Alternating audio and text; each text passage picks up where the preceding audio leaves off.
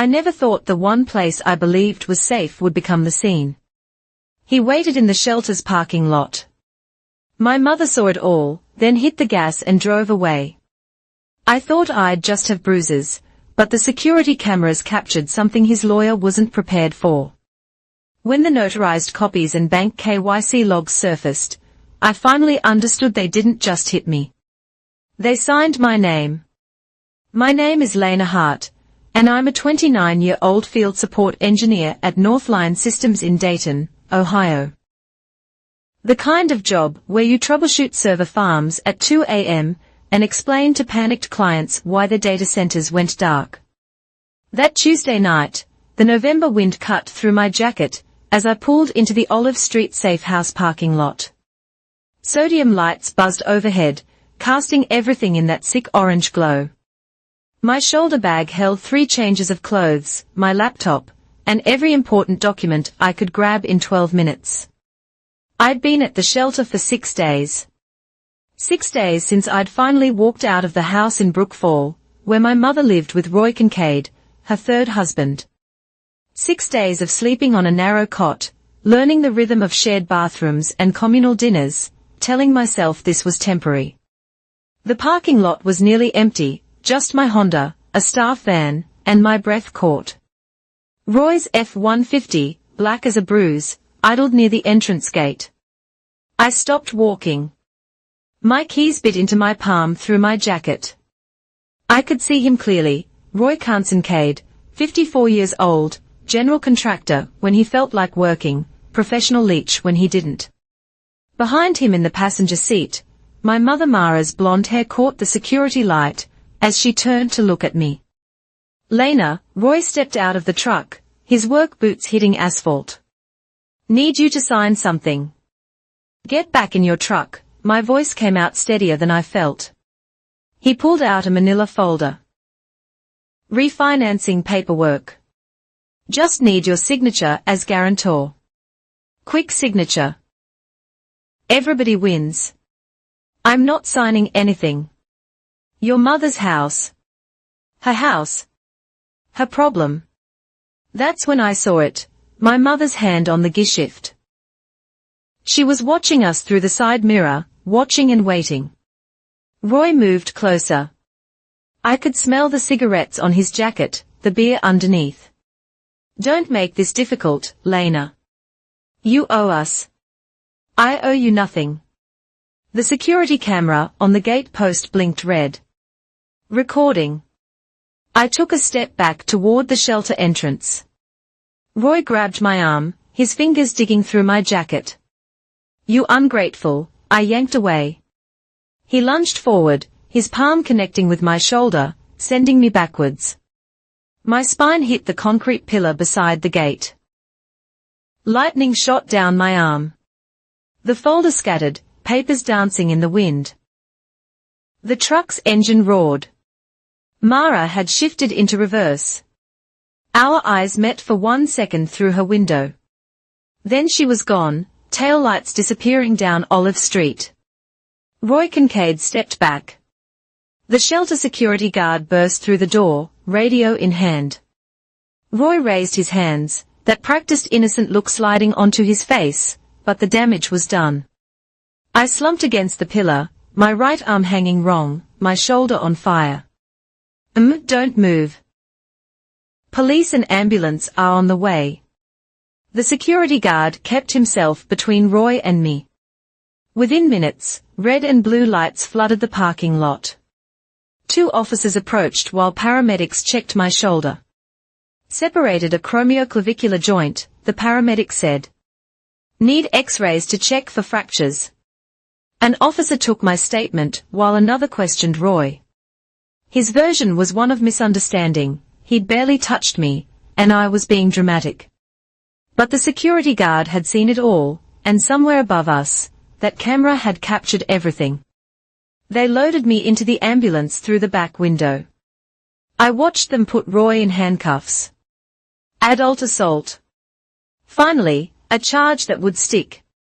At Mercy General, the X-ray confirmed it, AC separation, grade 2. They immobilized my arm and gave me forms to sign with my left hand. Documentation of injuries, evidence collection kit, the paper trail that would matter later. Sergeant Dana Whitaker arrived as they were finishing. Ms. Hart, I'm handling your case. The security footage is clear. Mr. Kincaid shoved you into that pillar. I thought about the 6 days in the shelter, the refinancing folder scattered in the wind, and my mother driving away. Do you want to press charges? Yes, I said. I want to press charges. The hospital room smelled like disinfectant and floor wax. They'd moved me from the ER to a regular bed for overnight observation. My shoulder throbbed despite the pain medication. We need to document everything, the nurse said, pulling out a camera. Standard protocol for assault cases. I sat still while she photographed the bruising already spreading across my shoulder and upper back, purple blooming under fluorescent lights. She measured each mark with a ruler, noting locations on a body diagram. Evidence. Everything was evidence now. Dr. Morrison came in with my x-rays on a tablet. Lucky in a way, no fractures, but you've got ligament damage. 6 weeks in a sling, physical therapy after that. You'll need to modify your work duties. I troubleshoot server farms. Need both hands for cable management. Not for a while. You don't. He pulled up a chair. Ms. Hart. I filled out the medical portion of your assault documentation. The injury pattern is consistent with being shoved into a fixed object. I'll testify to that if needed. Sergeant Whitaker returned as the doctor left. She had that tired look cops get at the end of a long shift. How are you holding up? Been better. I need to ask. This isn't the first time Mr. Kincaid has been physical with you. I stared at the ceiling tiles. First time there were witnesses. She nodded, making notes. Your mother, Mara Kincaid. We have her on the security footage driving away. Any idea why she was there? Roy needed her. He always needs her when he wants something from me. The words tasted bitter. She's good at looking the other way. You have somewhere to go after discharge. The shelter will need to do an incident report. Sometimes they require a cooling-off period before you can return. I hadn't thought that far. My apartment lease had ended 6 months ago, when I'd foolishly moved back home to help with Mom's supposed health crisis. A crisis that miraculously resolved once I was paying half their bills. I'll figure it out. Any family, friends? My phone buzzed on the bedside table. I'd texted my half-sister Rowan from the ambulance. 3 missed calls and a text. On my way, 2 hours out. My sister was coming from Columbus. Whitaker handed me her card. We'll need you to come to the station tomorrow for a full statement.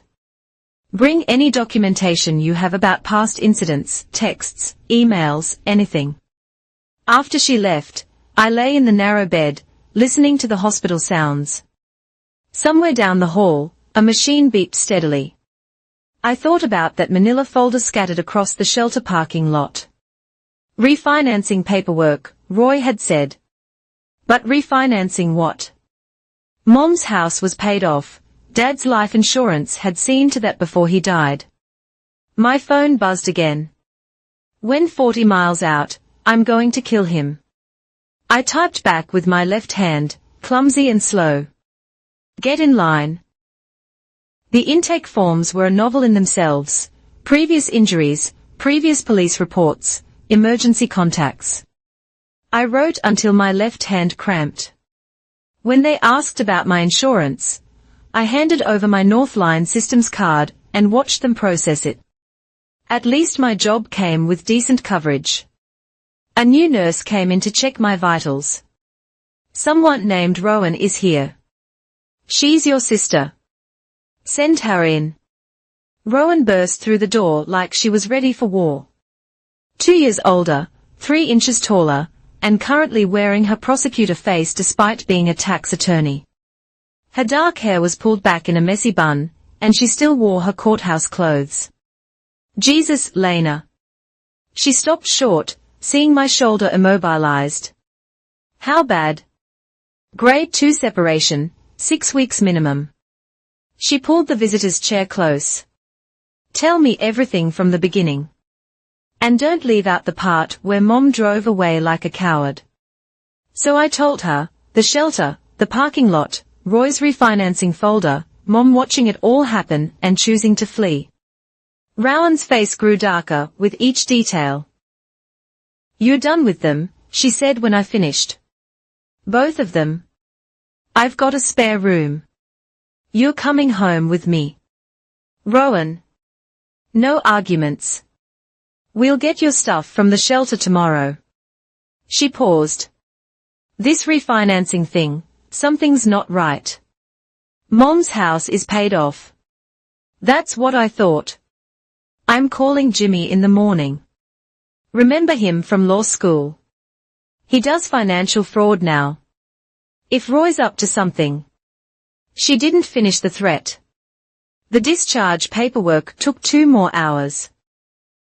Instructions for wound care, physical therapy, referrals, prescriptions for pain management.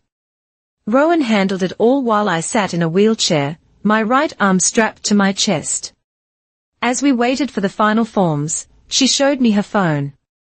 Posted bail already. Arrangements Thursday. That was fast.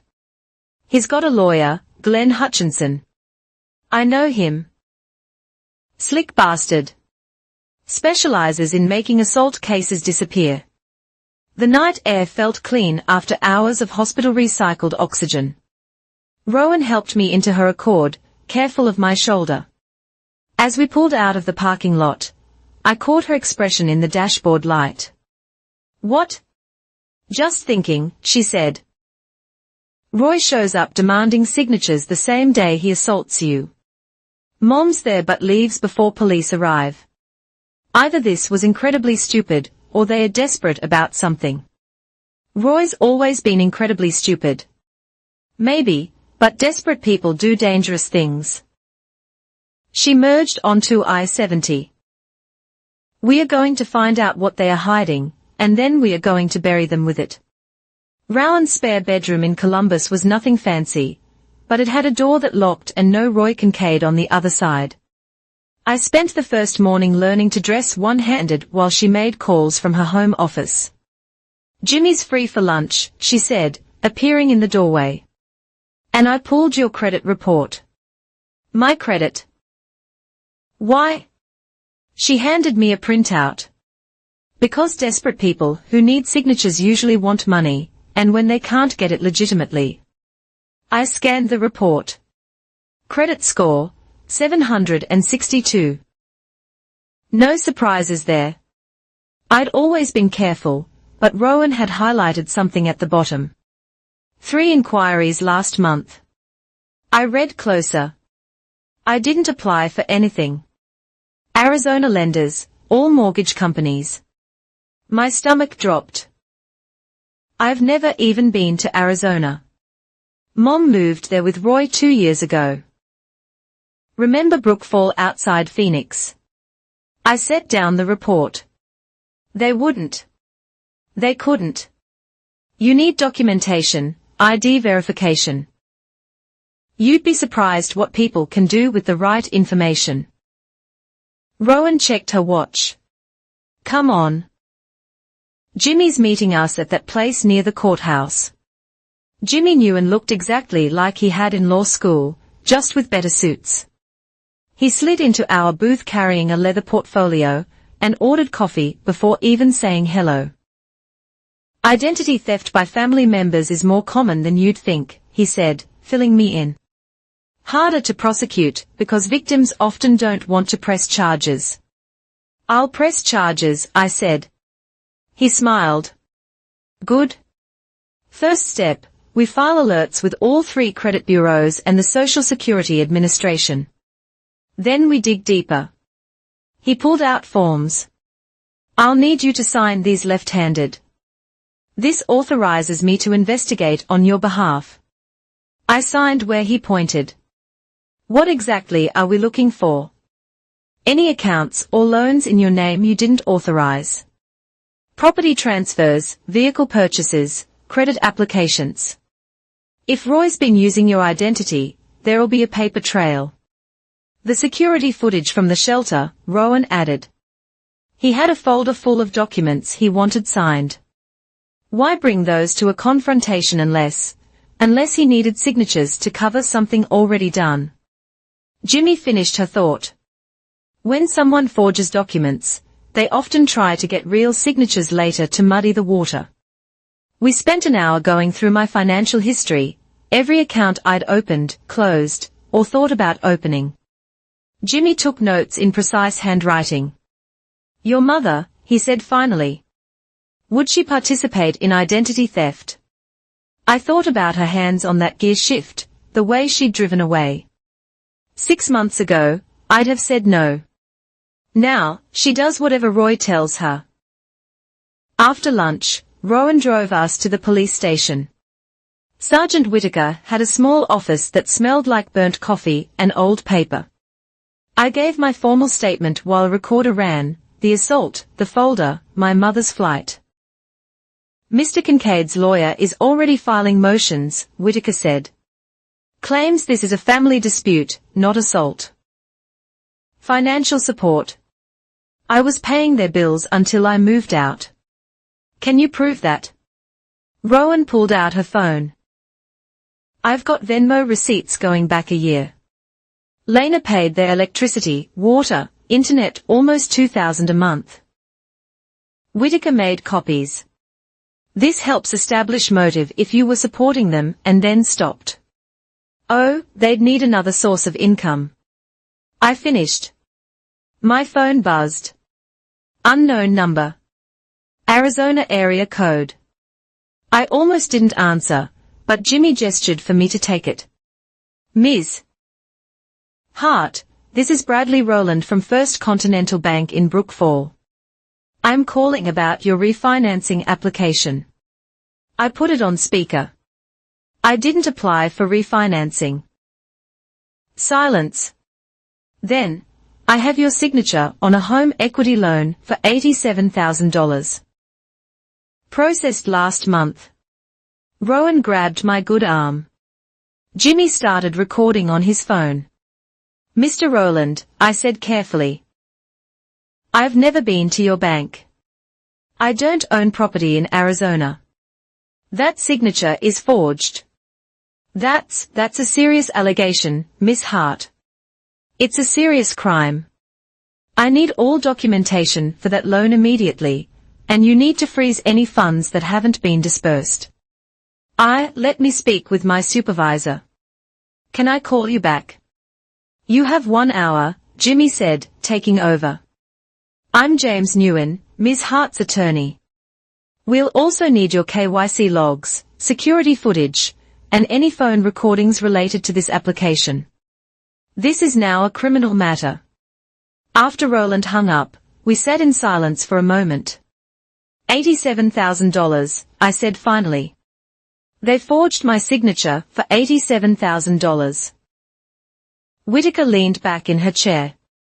This changes things. Wire fraud, bank fraud, identity theft, those are federal crimes. I need to loop in the FBI. My phone rang again, a different unknown number, also Arizona. Ms. Hart, this is Desert Motors.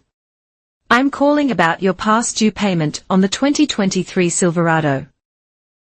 I closed my eyes. How much? The loan balance is $38,000. You're 2 months behind. Another forged loan. Another theft. The hits kept coming. By the time we left the station, we documented one home equity loan for $87,000 and one vehicle loan for $38,000. 3 credit card applications, thankfully denied. 2 personal loan inquiries, all with Arizona addresses, all in the last 3 months, all using my social security number and forged signatures. $125,000, Rowan said as we reached her car. They tried to steal $125,000 in your name. Tried. I laughed bitterly. Sounds like they succeeded. No, Jimmy said. They got money, but now we know about it. He held up his phone with the recorded calls. And that's how we bury them. The First Continental Bank branch in Brook Fall looked like every other strip mall bank in Arizona, beige stucco, tinted windows, and a parking lot that radiated heat even in November. Rowan and I had flown in that morning. My shoulder still immobilized, Jimmy coordinating with local law enforcement from Columbus. Bradley Rowland met us in a conference room that smelled like industrial carpet cleaner. He was younger than he'd sounded on the phone, nervous sweat beading on his forehead despite the aggressive air conditioning. Ms. Hart, he began, sliding a folder across the table. I need to verify. Is this your signature? I studied the home equity loan documents with my left hand. There it was. Lena Hart in flowing script, close to mine, but not quite. The L was too looped. The T crossed too high. No, this is forgery. He pulled out another sheet. This is from your account opening 6 years ago. Our signature verification software shows a 92% match. Your software is wrong. I pushed both pages back. I want to see everything. KYC logs, verification calls, security footage, everything. Roland's supervisor, a woman named Patricia Vance, entered carrying a laptop and external drives. Ms. Hart, we take fraud allegations seriously. We've pulled all records related to this loan. She opened the laptop, showing a spreadsheet. October 15th, 2:47 p.m. Applications submitted online from IP address registered to Brook Fall, Arizona. Supporting documents uploaded included a driver's license, recent pay stubs, and utility bills. Show me the license.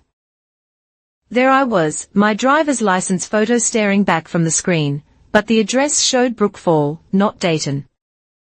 That's been altered, Rowan said. Look at the address field.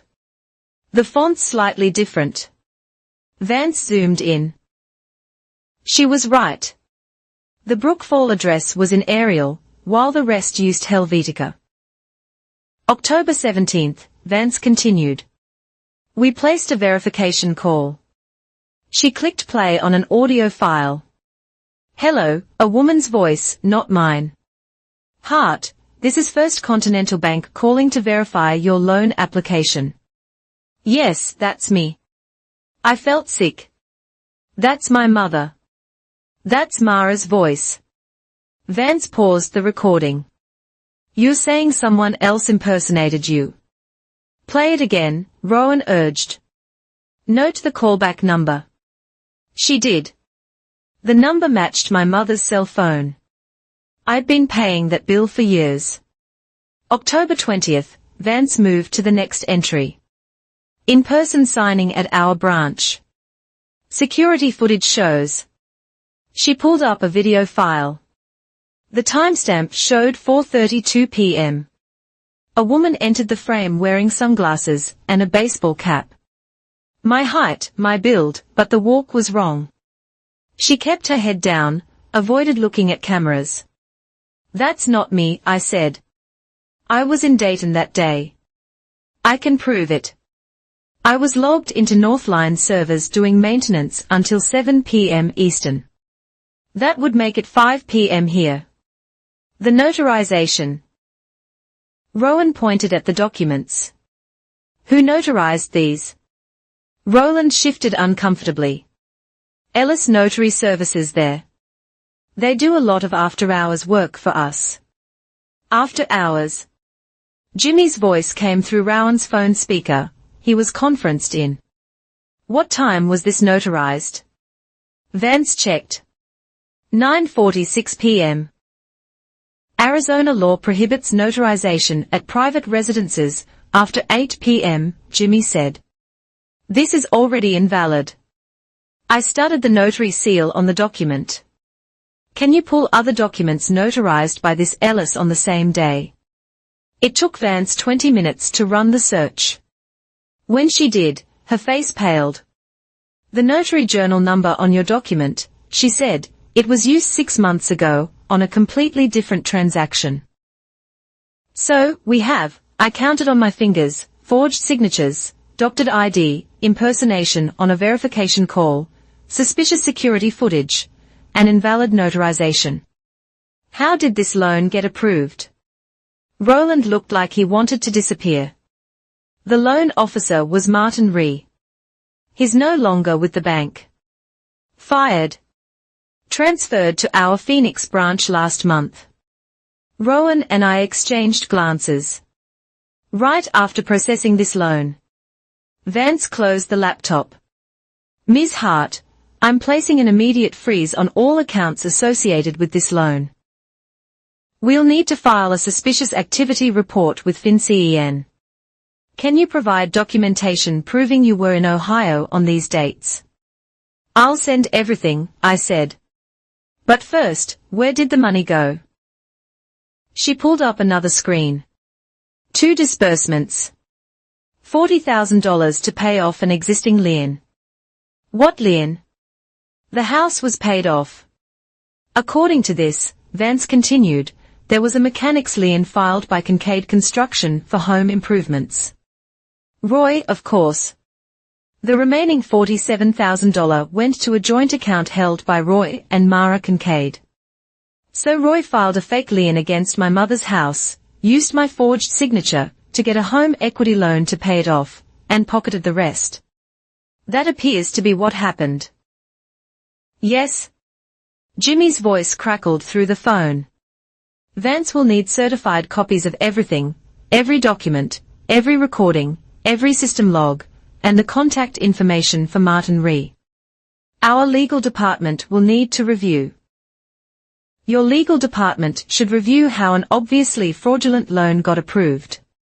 I cut in before the FBI does it for them. That changed the atmosphere. Vance started making copies immediately.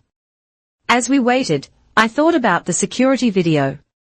Someone my height, my build, keeping their face hidden, someone who knew exactly where the cameras were. The person in the video, I said suddenly, can you pull up the parking lot footage? Vance switched to external cameras. There, a black SUV idling in the handicap space. Arizona plates, but I recognized the model, the same one my mother had driven away from the shelter. License plate. Rowan was already taking photos. We've got her vehicle at the scene. We left the bank with 2 boxes of documents and a USB drive of digital files. Roland walked us out, looking relieved to see us go. Ms. Hart, he said at the door. For what it's worth, I'm sorry this happened. We've implemented new verification procedures since then. A bit late for me, I said. In the rental car, Rowan started the engine, but didn't drive. Lena, you realize what this means. Mom wasn't just there when Roy hit you. She's been actively participating. The voice verification being at the bank. I know. My shoulder throbbed. Everything hurt. She chose him. Chose money over her own daughter. We need to stop at that notary next, Rowan said, pulling into traffic. Jimmy's already got the state licensing board involved. I watched the desert landscape pass by somewhere in this city. My mother and Roy were probably counting their stolen money, thinking they'd gotten away with it. They had no idea what was coming. Ellis Notary Services operated from a rundown office wedged between a payday loan shop and a vacant storefront. The blinds were drawn despite the midday sun. A handwritten sign said, by appointment only, but the door was unlocked. Inside, Derek Ellis sat behind a metal desk covered in papers and empty energy drink cans. Mid-50s, thin comb-over, the kind of nervous energy that made you check for exits. He looked up as we entered, his smile faltering when he saw the boxes we carried. "Help you?" "Mr. Ellis, I'm Lena Hart." I set the first Continental folder on his desk. "You notarized this loan with my forged signature." His eyes darted to the papers, then to the door. "I don't know what you're talking about." October 20th, 9:46 p.m., Rowan read from her phone. "You notarized documents at a private residence after hours, which violates Arizona Statute 41-312. Lots of notaries work after hours. With recycled journal numbers." I opened the folder Jimmy had prepared. This same number was used on a June transaction. "Want to explain that?" Ellis pushed back from his desk. "I think you need to leave." "We are not going anywhere," Rowan said. "Show us your notary journal for October." "I don't have to show you anything." "No, but you'll have to show the state licensing board." I pulled out my phone. "They are very interested in your practices. Something about 17 complaints in 2 years." His face flushed. "Those were all dismissed. This one won't be." Rowan moved closer to the desk. "Here's what happened," I said. "Roy Kincaid brought you documents to notarize. You knew they were fraudulent, but did it anyway. How much did he pay you?" "You can't prove anything." "Your journal," I insisted. "Show us October 20th. Ellis reluctantly pulled out a worn ledger. He flipped to October, running his finger down entries. There it was. Lena Hart, Home Equity Documents, 9:46 p.m. Location, client, residence. Whose residence? He stayed silent. Rowan photographed the page. The ink colors are different. This entry was added later. She was right. The other entries were in blue. Mine was in black. Even the handwriting pressure was different, like he tried to squeeze it between existing lines. "Mr. Ellis," I leaned on his desk with my good arm. "You're looking at criminal charges, fraud, forgery, conspiracy. But if you cooperate, I want a lawyer." "You'll need one," Rowan said. "But think about this," Rowan continued. "You're a small fish. The FBI wants Roy and Mara Kincaid. Help us, and maybe you're just a witness instead of a defendant."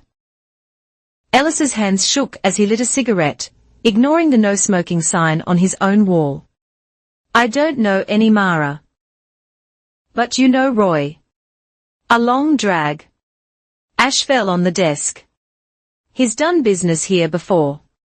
Construction liens, mechanics liens, always pays cash. And October 20th, he showed up at 9:30 with some woman. Said she was Lena Hart, needed loan docs notarized, paid $300 cash. Describe her. Blonde, maybe 45. Kept sunglasses on, even though it was dark. Did she have ID? Roy said I'd already verified it on previous documents. Said it was a family transaction. No need for formalities. I pulled out my driver's license. Have you ever seen this before? Ever notarized anything for the real Lena Hart? He studied it, then shook his head. You're younger than the woman who came in. Because that woman was my mother, Mara Kincaid, and she committed felony forgery with your help. Ellis stubbed out his cigarette. I just stamp papers.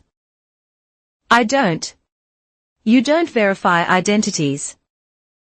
Don't maintain proper records. Don't follow state law. Rowan had her phone out. Recording. Say that again for the camera.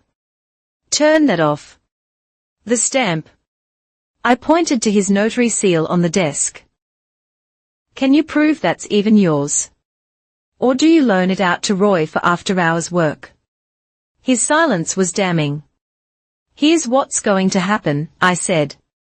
You're going to write out a complete statement about October 20th. Every detail, who came in, what they said, what they paid you, then you're going to sign it in front of us. And if I don't? Rowan smiled coldly. Then we leave, and the next people through that door will have FBI badges. It took him 5 seconds to grab a legal pad. Ellis wrote for 20 minutes, his handwriting getting shakier, as he detailed the transaction, Roy arriving with a blonde woman, the woman signing multiple documents without reading them, the cash payment, the request to backdate the journal entry. The woman? I pressed. Did she say anything? Just asked Roy if they were done. Called him honey. He looked up. That means something. It means she wasn't pretending to be me, Rowan said. She was there as herself. As Roy's wife, knowingly signing someone else's name. When he finished writing, we had him sign and date it. Rowan took photos of every page. One more thing, I said. The notarizations for Kincaid Construction liens. Pull those files. He didn't want to, but he did. 7 liens in 2 years, all notarized by Ellis, all filed against properties in Brook Fall. A pattern of fraud bigger than just my identity theft. Jesus, Rowan muttered, photographing everything. He's been running this scam on multiple properties. We left Ellis's office with his signed statement, and photos of dozens of suspicious documents. In the car, I called Jimmy. Gold mine, he said after we briefed him. A notary admitting to fraud. That never happens. The FBI is going to love this. What's next? I asked. We pull the security footage from the neighborhood. October 20th, 9:30 p.m. Someone has a doorbell camera that caught them arriving at Ellis's office. How do you know? Because I've already got a preservation request in with every camera system within 3 blocks. Amazon, Google, ADT. They all keep 30-day archives. Rowan drove us back to our hotel. My shoulder was screaming, but adrenaline kept me focused. We had bank records proving fraud, a notary's confession, my mother's voice on tape impersonating me. Tomorrow we go see the county recorder, Rowan said. Every one of those liens Roy filed needs to be examined. I nodded. Then I noticed something in the Ellis photos. Rowan, look at this lien from August. The property address. I know that house. The Washingtons lived there. Elderly couple lived there 40 years. So they died in June, both of them, within a week of each other. House has been empty since. Rowan pulled over. Are you saying Roy filed a mechanic's lien on a dead couple's house? 2 months after they died. Who's going to dispute it? Their kids live out of state. Holy. Rowan grabbed her phone. Jimmy, we need to add elder fraud to the charges. Roy's been targeting deceased estates. I listened to her explain, thinking about all those liens. How many were legitimate? How many were Roy stealing from the dead? The absent, the vulnerable. My phone buzzed. Unknown number, but I recognized the area code. Dayton. Lena, a scared voice, young. It's Tyler, Washington. I heard you were looking into my parents' house. Please, we need help. Someone's trying to steal it. The scope of Roy's crimes was expanding, but now we had his blueprint, his accomplices, his paper trail. We'll help, I told Tyler. We are going to stop them all. The email arrived at 3 a.m., waking me in the hotel room. No subject line, sender address, just a string of numbers. One attachment, shelter_footage_11n2023.mp4. I opened it on my laptop, careful not to wake Rowan in the other bed. The video started with a timestamp, October 23, 11:47 p.m., 4 days after the bank fraud, the night Roy assaulted me at the shelter. High-definition footage from the Olive Street Safe House security system. Multiple angles synced in a quad-view display. Upper left showed the parking lot entrance. Upper right covered the main building door. Lower angles captured the side approaches. 11 hours 47 minutes and 23 seconds. Roy's F-150 enters the frame. Parks near the gate. 11 hours 47 minutes and 45 seconds. Interior light shows two figures. Roy driving, Mara passenger side. 11 hours 48 minutes and 12 seconds. They sit, waiting. Mara's face clear in the dome light, as she checks her phone. 11 hours 51 minutes and 34 seconds. My Honda arrives. I watch myself pull in, unaware of the ambush. Watch myself notice the truck. Stop walking. Grip my keys. The confrontation unfolded exactly as I remembered, but seeing it from above felt different, clinical, undeniable. 11 hours 53 minutes and 45 seconds. Roy exits the truck, manila folder in hand. Our confrontation begins. Audio wasn't included, but the body language was clear. 11:51:7. Mara adjusts her rearview mirror, watching. 11 hours 54 minutes and 42 seconds. Roy grabs my arm. I pull away. 11 hours 54 minutes and 51 seconds. The shove, my body hitting the pillar, the folder scattering. 11 hours 54 minutes and 51 seconds. Mara shifts to reverse. 11 hours 55 minutes and 3 seconds. The SUV backs up, turns, accelerates out of frame. But there was more. The lower cameras had captured something I'd missed in the chaos. As Mara fled, her license plate passed directly under a light. Arizona plate, crystal clear. The timestamp overlay showed network time protocol synchronization, forensically admissible, tamper-proof. My phone buzzed. Text from the same number string. Pattern recognition, October 20th, bank visit. October 23rd, assault. Check plate reader databases for both dates. Who was this? Someone with access to the shelter security system. Sophisticated enough to compile multi-angle footage, knowledgeable about digital forensics. I woke Rowan. Look at this. She watched the video twice, fully awake by the end. Jesus. She saw everything and just left you there. There's more. I showed her the text. There's more.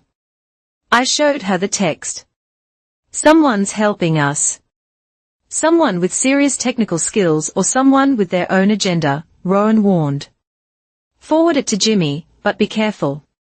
We don't know who this is. By 8 a.m., we were in Jimmy's virtual war room, a video conference with FBI Special Agent Michelle Crawford in Phoenix, Sergeant Whitaker in Dayton, and a federal prosecutor named Harrison Webb. The video's authentic, Agent Crawford confirmed. Metadata checks out. NTP timestamps are valid. No signs of editing. Quality is too good for standard security systems, though, Whitaker said. Olive Street upgraded last year. Federal grant for women's shelters, 4K cameras, AI motion detection, cloud backup, best system in the state. Convenient, Webb muttered, almost like someone knew it would capture everything perfectly. I felt a chill. You think Roy knew about the cameras? I think Roy's an idiot, Crawford said. But someone's feeding you information. This video, the suggestion about plate readers, that's not civilian thinking. Does it matter? Rowan asked. The evidence is solid. Evidence is beautiful, Webb agreed. But I like knowing where it comes from. Agent Crawford. Run those plates through LPR for both dates. Automatic license plate reader hits came back in minutes. Mara's SUV logged at October 20th, 4:28 p.m., 2 blocks from First Continental Bank. October 20th, 9:41 p.m., outside Ellis Notary Services. October 23rd, 11:31 p.m., gas station near Olive Street Shelter. She was at every crime scene. This isn't just accessory after the fact, Crawford said. This is active participation in a conspiracy. My phone rang. Tyler, Washington. Lena, I'm at the county recorder's office. There's a lien on my parents' house for $50,000.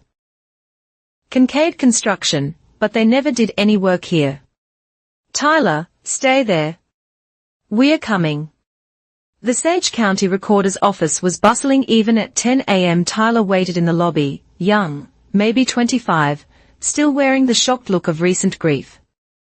They died 2 weeks apart, he explained as we searched the records. Dad first, then Mom just gave up. I've been trying to settle the estate, and this lien appeared. The documents were damning. Roy had filed the lien in August, claiming unpaid work from May, but the Washingtons had been in hospice since April. Classic fraud, the recorder clerk said, pulling more files. We see it sometimes. Contractor waits for someone to die, files a lien, hoping the family won't notice or won't fight it. How many liens has Kincaid Construction filed? Rowan asked. The search returned 47 liens in 3 years. I cross-referenced with obituaries on my phone. At least 12 were filed within 90 days of a property owner's death. We need all of these, I told the clerk.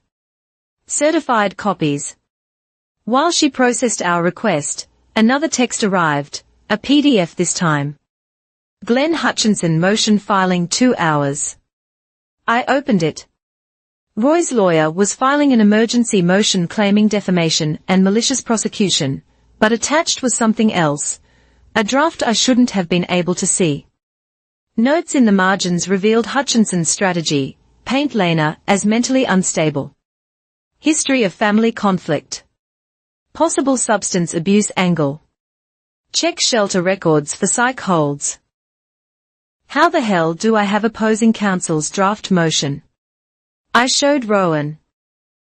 Her face went pale. Someone's in their system. We can't use this. It's privileged.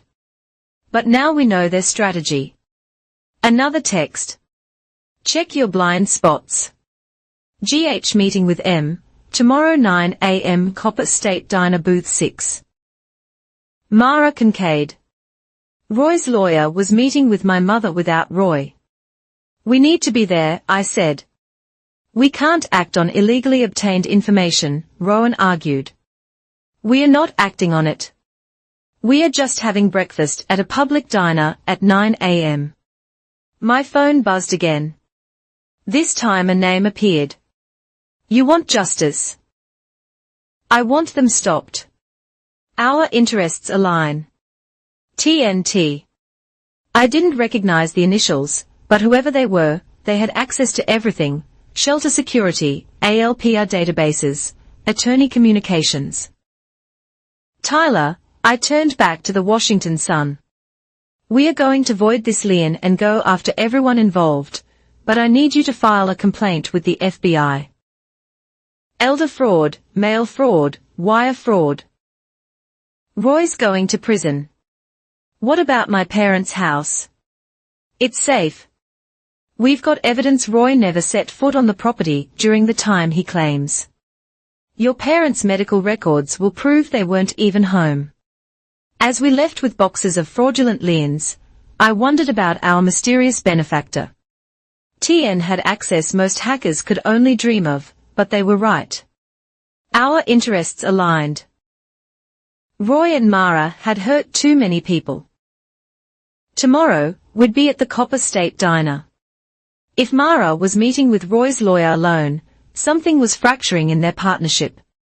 Time to apply pressure to the cracks. The Copper State Diner, at 8:45 a.m. smelled like bacon grease and burnt coffee. Rowan and I took a booth in the corner, a clear view of booth 6 where Mara would meet Roy's lawyer. I wore a baseball cap and sunglasses, my immobilized shoulder hidden under a loose jacket. Still think this is a bad idea? Rowan muttered, studying her menu. We're just eating breakfast. At 8:58, Glenn Hutchinson arrived. Expensive suit, leather briefcase, the kind of lawyer who bills $400 an hour and thinks he's worth more. He took booth 6, checked his phone, ordered black coffee. Mara walked in at 9:03. She looked smaller than I remembered. The confident woman, who had driven away while Roy assaulted me, had been replaced by someone hollow-eyed and jumpy. She slid into the booth across from Hutchinson, keeping her purse in her lap like a shield. We were too far to hear clearly, but body language spoke volumes. Hutchinson pushed documents across the table. Mara shook her head. He pushed harder. She started crying. She's scared, Rowan observed.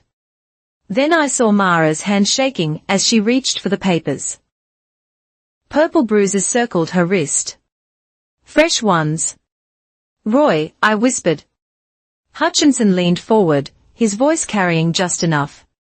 Protect yourself. Separate representation. Cooperative witness. Mara's response was muffled, but I caught fragments. Never supposed to. Just the house. Didn't know about the others. Others, plural. My phone vibrated. TN again. Recording uploaded to cloud. Link expires in 1 hour. How are they getting audio from across a noisy diner? I opened the link with earbuds, sharing one with Rowan. Crystal clear. Directional microphone quality. Mrs. Kincaid, Hutchinson's recorded voice said. The FBI has evidence linking you to multiple fraudulent transactions. Your participation in the bank visit, the notary office.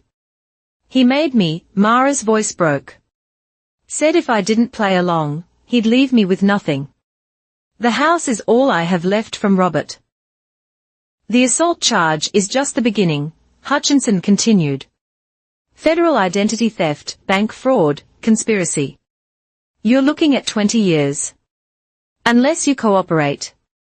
I can't testify against Roy because you're afraid. Because he'll kill me, Mara said. Matter of fact, you don't know what he's capable of. Then let us protect you. Witness protection exists with what money? Everything's in his name now. The accounts, the trucks, even my car. I signed it all over, thinking I was so stupid. Hutchinson slid another paper forward. This is a cooperation agreement. You tell the FBI everything, testify truthfully, and you might avoid prison. What about Lena?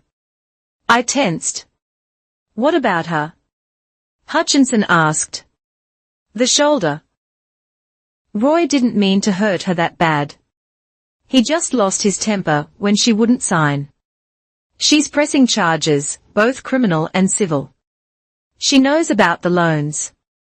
Mara, all of them. Mara crumpled. I never wanted. When Robert died, I thought Roy loved me. But he just saw opportunity. Saw Lena's good credit, my paid-off house, the life insurance money. He played the long game. Then help us stop him. I need protection first. Real protection. And I need my daughter to know. She paused. Tell her I'm sorry. Tell her I chose wrong. They talked for another 20 minutes. Mara detailed Roy's schemes, dozens of fraudulent liens, 5 identity thefts beyond mine, a storage unit full of forged documents. She'd kept copies of everything hidden in a safety deposit box Roy didn't know about. Smart woman, Hutchinson said finally. Criminals should never leave paper trails with accomplices who might flip. I'm not a criminal, Mara protested. You signed Lena's name on camera. That's forgery. Mara stood abruptly.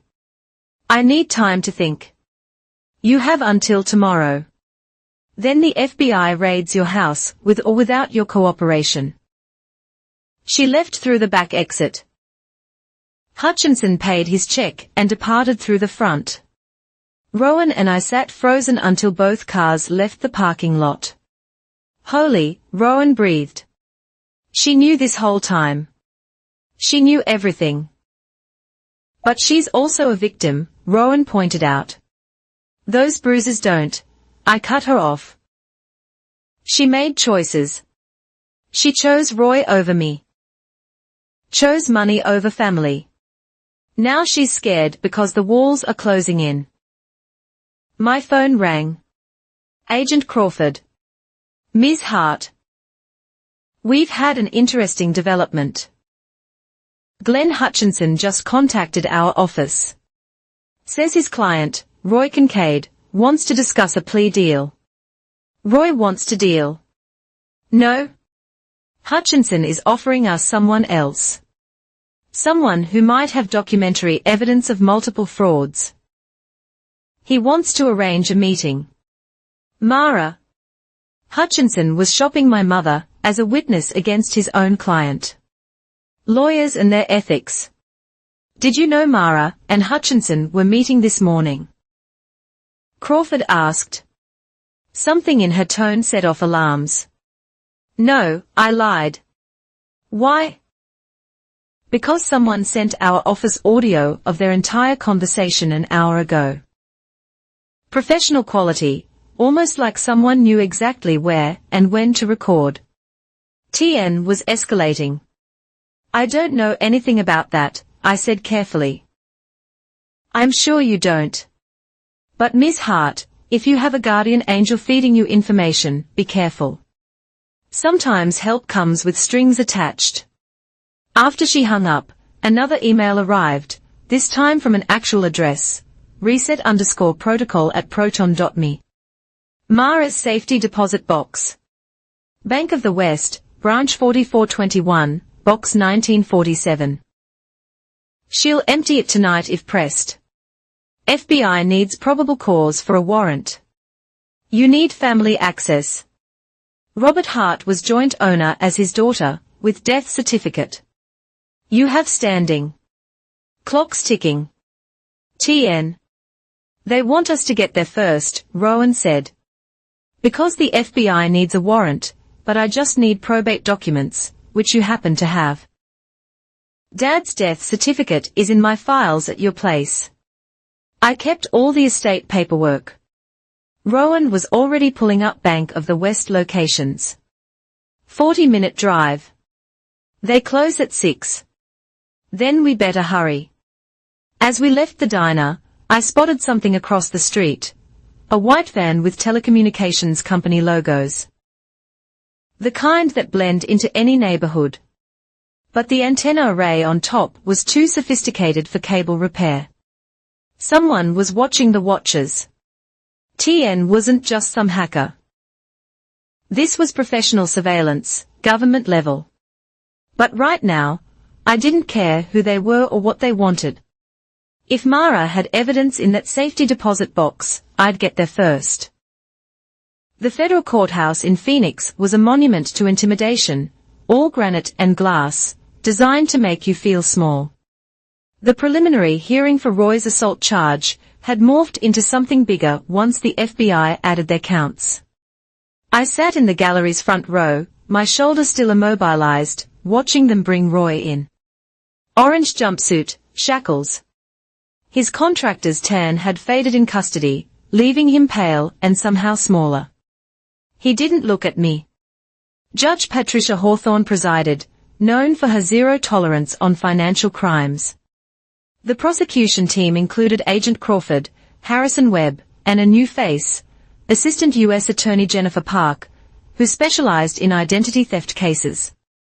The people call their first witness, Park announced. Lena Hart. I'd testified before in civil matters, but criminal court felt different. The bailiff's eyes stayed on Roy as I took the stand, like he might lunge despite the chains.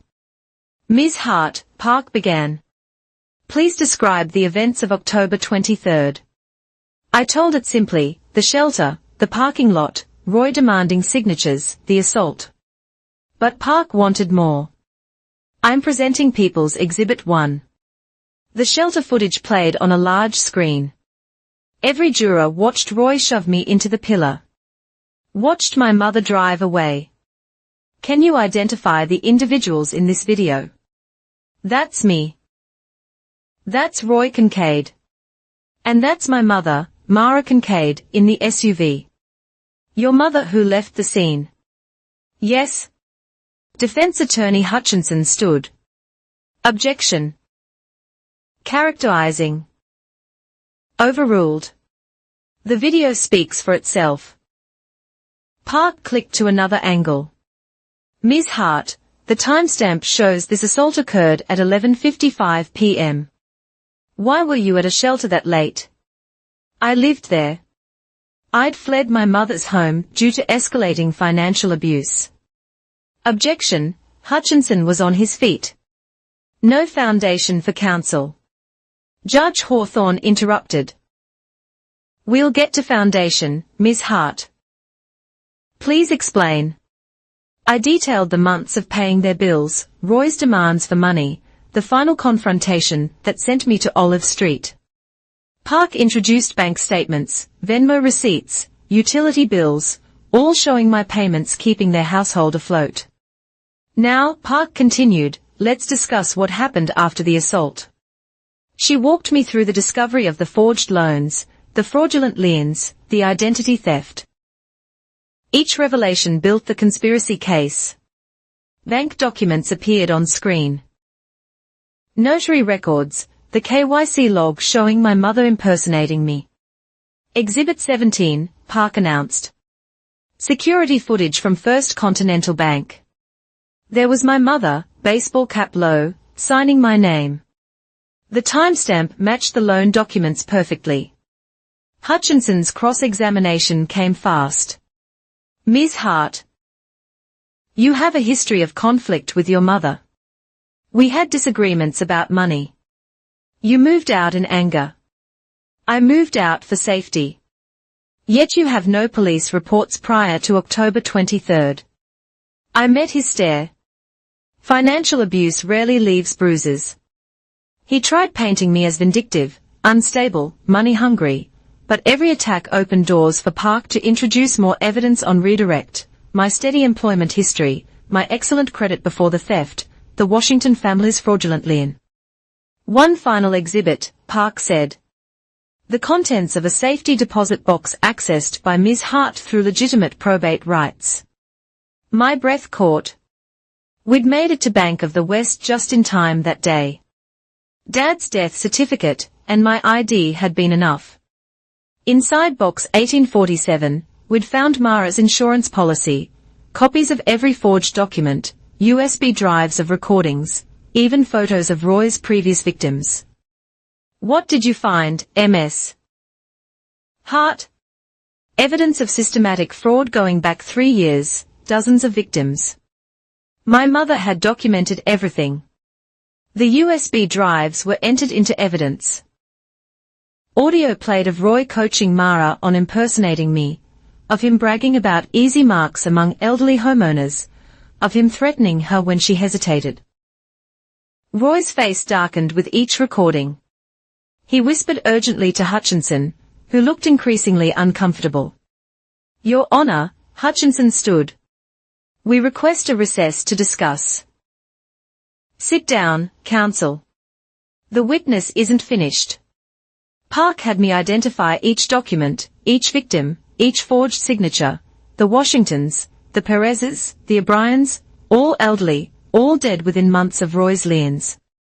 Then came the medical records. Ms. Hart, what happened after the assault? Separated shoulder, grade 2 AC joint injury, 6 weeks immobilized, ongoing physical therapy. Has this affected your work? I'm on disability. Can't perform my duties one-handed. My employer's been patient, but I let it hang. Medical bills over $12,000 so far. Insurance covers some, but objection, Hutchinson tried. Relevance, Your Honor. Goes to damages. Judge Hawthorne ruled. Continue. Park was building to something.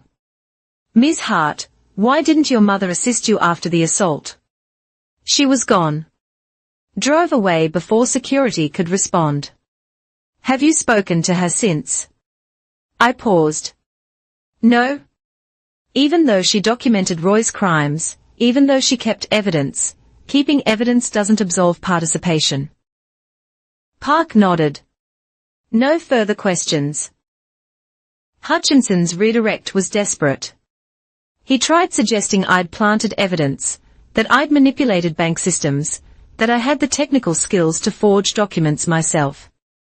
Each theory fell apart against the timeline, the witnesses, the digital forensics. Mr. Kincaid, Judge Hawthorne finally said, would you like to allocute? Roy stood slowly. Your Honor, I'm a simple contractor. If paperwork got mixed up, stop. The judge's voice could have frozen fire. I've seen the evidence. Video of you assaulting Ms. Hart. Bank records of systematic fraud. Recordings of you coaching forgery. The only question is whether you'll face state or federal prosecution first. She set bail at $2 million. Cash only, no property bonds, too much risk of fraudulent ownership claims. As they led Roy out, he finally looked at me. Pure hatred, but underneath, something else, fear. In the hallway, Agent Crawford approached. Strong testimony. We are filing federal charges tomorrow. 27 counts so far. And my mother. Crawford hesitated. She's cooperating. Full immunity in exchange for testimony. The words hit harder than Roy's shove. Immunity. Mara would walk free while I dealt with damaged credit. I know it's not fair, Crawford said quietly. But we need her testimony to ensure Roy never does this again. Park joined us. There is one thing. The civil suit. Immunity doesn't protect her from that. You can still sue for damages. Cold comfort, but something. As we left the courthouse, my phone buzzed. TN again. Well played, but this isn't over. Check your email. The message contained a single link. Clicking it revealed a database. Every property Roy had ever liened, cross-referenced with obituaries, tax records, and ownership transfers. 47 fraudulent liens. Over $3 million in theft. At the bottom, a note for the civil attorney, full forensic accounting attached. Make them pay. TN. Whoever TN was, they had just handed me a roadmap to destroy Roy financially. Criminal conviction was step 1, civil annihilation would be the finale. The hearing was over. The real war was just beginning. The civil trial began 3 months later in the same courthouse. But this time, I wasn't just a witness. I was the plaintiff. My attorney, Avery Dunn, had taken the case on contingency after seeing TN's forensic accounting. She stood before the jury like an avenging angel in a navy suit. Ladies and gentlemen, Avery began. This case is about betrayal, a mother who chose greed over her daughter, a man who weaponized family trust for profit. Roy sat at the defense table in a cheap suit. No longer able to afford Hutchinson, his court-appointed attorney looked overwhelmed by our evidence boxes. Mara sat in the gallery, federal handler beside her, avoiding my gaze. We call our first witness, Avery announced. Martin Rhee. The former loan officer from First Continental looked like he'd aged years in months, terminated from the bank under federal investigation. He'd flipped fast. Mr. Rhee, Avery began, "Tell us about October 15th. Roy Kincaid came to me with a loan application. Said his stepdaughter needed quick funding, but was traveling, had all her documents. Did you follow standard verification procedures?" Ree shifted uncomfortably. Roy was a regular customer. Did contractor work for the bank? I expedited things. Meaning you marked the verification call as completed before it actually happened. Roy said he'd have Lane a call within the hour. And did Lane a heart call? Someone did. Female voice confirmed the loan details. Avery played the recording. Mara's voice filled the courtroom, pretending to be me. Jurors took notes. "Mr. Ree, what did Roy Kincaid pay you to falsify this loan?" His voice dropped. $10,000 cash. The gallery stirred. Judge Morrison called for order. "Where is that money now?" Avery continued. "FBI seized it. I'm cooperating fully." Avery introduced the KYC log showing system manipulation, timestamp alterations, bypassed protocols. Each technical detail built our case for systematic fraud, not simple identity confusion. On cross-examination, Roy's attorney tried damage control. "You're facing federal charges yourself." "Yes. Testifying here helps your case. I was told it would be considered. But the damage was done." Ree had confirmed Roy's premeditation, bribery, and conspiracy. Next came the digital forensics expert who analyzed TN's data, Dr. Sarah Chen. "No relation to anyone in the case," Avery announced. She walked the jury through IP addresses, metadata, and database alterations. Every fraudulent lien filed by Kincaid Construction followed the same pattern, she explained, projecting flowcharts. Property owner dies within 90 days. A lien appears for work supposedly done months earlier, always just under the threshold requiring detailed documentation. "How many fraudulent liens did you identify?" 47 confirmed. Total value $3.2 million. And Mr. Kincaid's legitimate construction income during this period? Under $200,000. The numbers spoke volumes. Roy wasn't a contractor who occasionally committed fraud. He was a criminal who occasionally did construction. Derek Ellis testified next, immunized and nervous. He detailed years of after-hours notarizations, recycled certificate numbers, Roy's cash payments. Each fraudulent document was projected on screen, Ellis identifying his forged seals. Did Mrs. Kincaid know these were fraudulent? She had to. Nobody signs that many papers without reading something.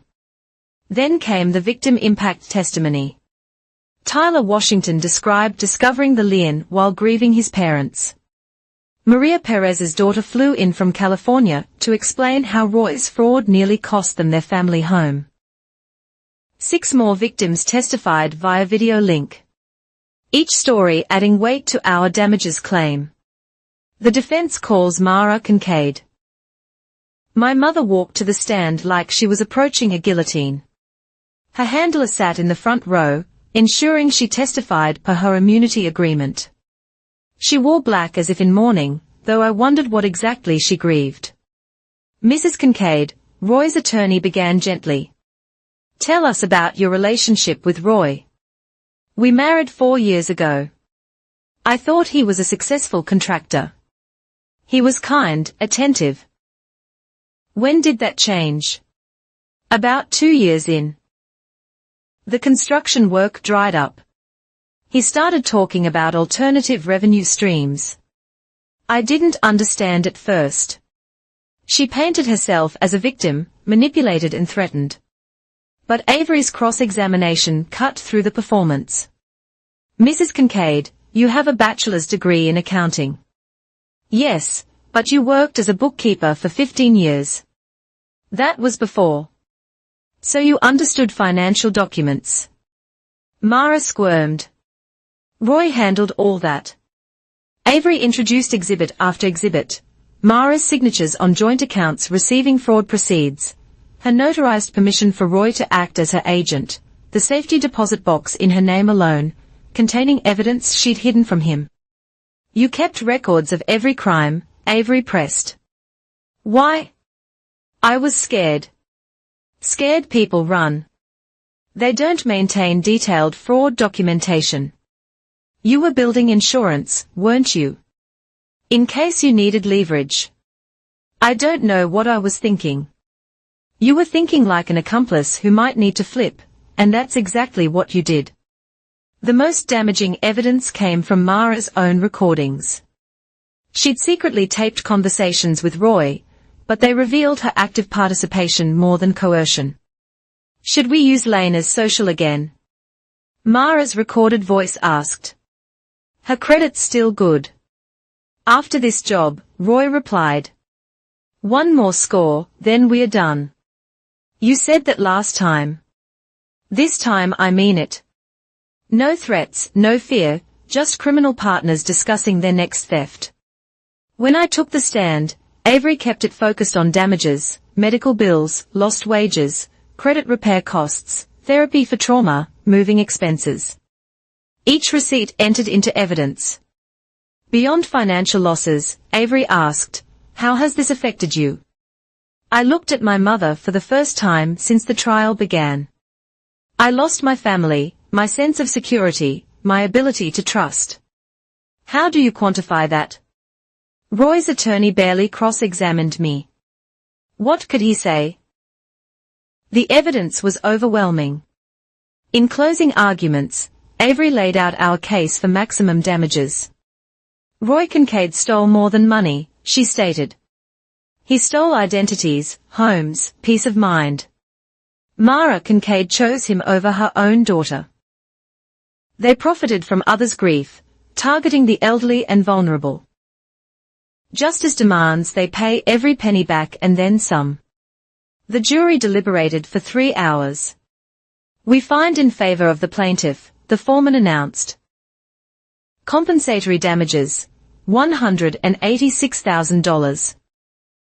Punitive damages, $2.4 million. I felt nothing. No satisfaction, no relief, just emptiness. As the courtroom cleared, my phone buzzed one last time. TN, justice served. My work here is done. Check your mailbox. Detective Thomas Novak, Phoenix PD Financial Crimes, retired. Thomas Novak, TN.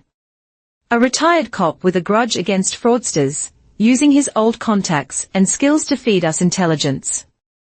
In my mailbox, I'd later find a note. Roy destroyed my father's final years with a fraudulent lien. Dad died thinking he'd lost everything. Some crimes demand justice. Thank you for finishing what I couldn't do within the system. Roy was led away to begin his federal sentence, 15 years, no parole. Mara walked free, protected by immunity, but destroyed by civil judgment. She'd lost her house, her assets, her daughter, everything except her freedom. Outside the courthouse, Rowan waited with my settlement check from insurance, enough to start over. It's finished, she said. I looked back at the courthouse one last time. Somewhere inside, Roy was learning that criminal conviction was just the beginning. Civil judgment would follow him forever. Bankruptcy wouldn't discharge fraud debts. Every penny he'd ever earned would be garnished. Yeah, I said, finally feeling my shoulder relax for the first time in months. The gavel fell at 4:47 p.m. on a Tuesday afternoon. 15 years federal time for Roy. No possibility of parole. Asset forfeiture complete. The $2.4 million civil judgment would shadow him until death. I walked out of the Phoenix courthouse for the last time, squinting in the desert sun. My shoulder had healed months ago, but phantom pain still visited on cold mornings, the body's memory of betrayal. Ms. Hart. A young woman approached, nervous but determined. I'm Jennifer Walsh. My grandmother. Roy Kincaid filed a lien on her house 2 years ago. We couldn't fight it then, but after seeing your case on the news. I handed her Avery Dunn's card. Call her. Tell her I sent you. She'll help you void the lien. Jennifer's eyes welled. Thank you. You don't know what this means. But I did. In the 6 months since the civil trial, 14 families had come forward. Roy's fraudulent liens were falling like dominoes. Each voided claim returned a home to its rightful owners, restored a family's inheritance, corrected a cosmic injustice. Rowan waited by the rental car, scrolling her phone. The wire transfer cleared. Full payment on the judgment from Mara, from the forced sale of everything they owned, house, vehicles, even Roy's tools. She showed me the receipt. It's over, Lena. Really over. We drove to Sky Harbor Airport in silence. Tomorrow, I'd start my new position with Cyrex Solutions in Seattle, a fresh beginning 3,000 miles from Arizona's ghosts. My credit score had recovered. My shoulder worked perfectly. Even the nightmares had faded. At the gate, my phone buzzed. Unknown number, but I recognized the pattern. Congratulations, Detective Thomas Novak's voice was warm. Heard about the Walsh family. 14 liens voided because of evidence from your case. That's a legacy. Thank you for everything. The footage, the documents. Just balancing scales. Roy destroyed my father's final years.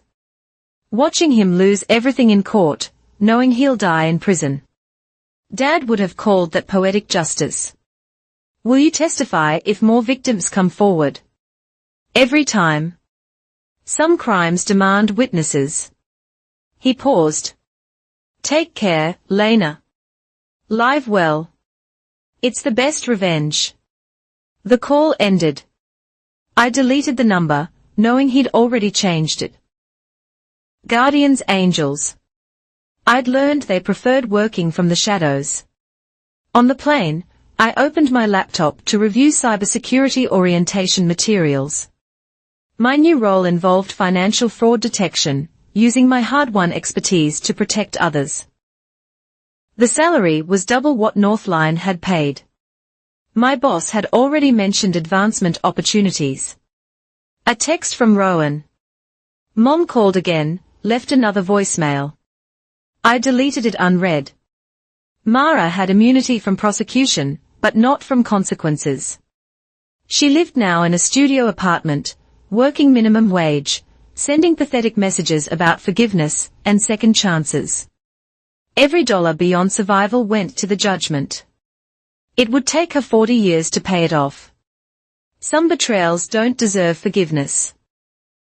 Some choices can't be undone. As we lifted off, Phoenix shrinking below, I thought about transformations. How a shelter parking lot became a crime scene. How a forged signature became federal evidence. How a family's betrayal became a cautionary tale that saved dozens of others. The flight attendant offered drinks. I ordered champagne, my first in over a year. Celebrating, she asked. New beginnings. Seattle sprawled gray and green as we descended. Mount Rainier floated like a dream in the distance. My apartment waited in Capitol Hill, boxes already delivered, a life ready to be unpacked. My phone showed 17 emails from my new team, welcoming messages and first week schedules. Normal things, safe things, no hidden liens, no forged signatures, no family members willing to sell your identity for cash. At baggage claim, a driver held a sign, Lena Hart, CyberX Solutions. Welcome to Seattle, Ms. Hart, he said, taking my bags. First time for a lot of things. The city blurred past rain-streaked windows, coffee shops and tech campuses, mountains and water, a geography that knew nothing of desert crimes or family betrayals. My new apartment building had actual security key fobs, cameras, a doorman who'd already memorized my name. The unit itself was small but bright, windows facing the sound. I unpacked slowly, each item placed deliberately. New dishes, new furniture, new life. That night, I stood on my balcony watching ferries cross dark water somewhere. Roy sat in a federal cell contemplating 15 years somewhere. Mara counted tips and wondered where it all went wrong. Somewhere, 14 families slept peacefully in homes they'd almost lost. And here I stood, scarred but whole, broken but rebuilt. Justice had been served, not just in verdicts and judgments, but in the ripples spreading outward. Every voided lien, every protected elder, every fraud prevented by the precedents we'd set. My phone buzzed one last time. Tyler Washington, the first victim we'd helped. My parents' house just sold. Fair price, clean title. Thank you for giving us closure. Mom and Dad would be grateful. I raised my champagne glass to the Seattle skyline. To new beginnings, to justice served, to the strange angels who appear when we need them most. The past was paid in full. The future waited, unmarked and infinite. Time to begin.